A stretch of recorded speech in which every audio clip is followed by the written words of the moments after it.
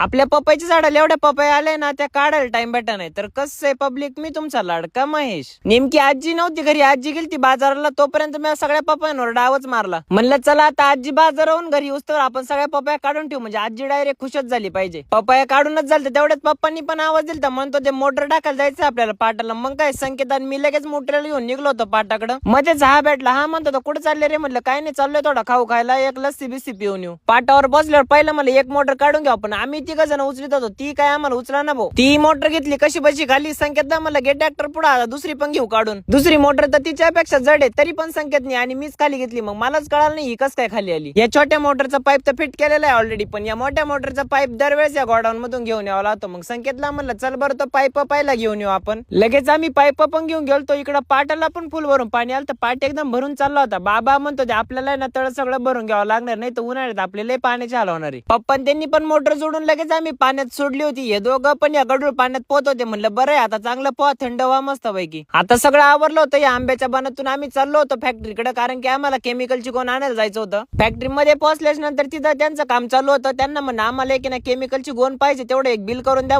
पटकन. गोण घरी येऊन आल्यानंतर लगेच त्यांचं काम पण चालू झालं. तर आता तुम्ही पण एक काम करून टाका, आपले 100K पूर्ण होणार, लवकरच फॉलो करून घ्या अकाउंटला.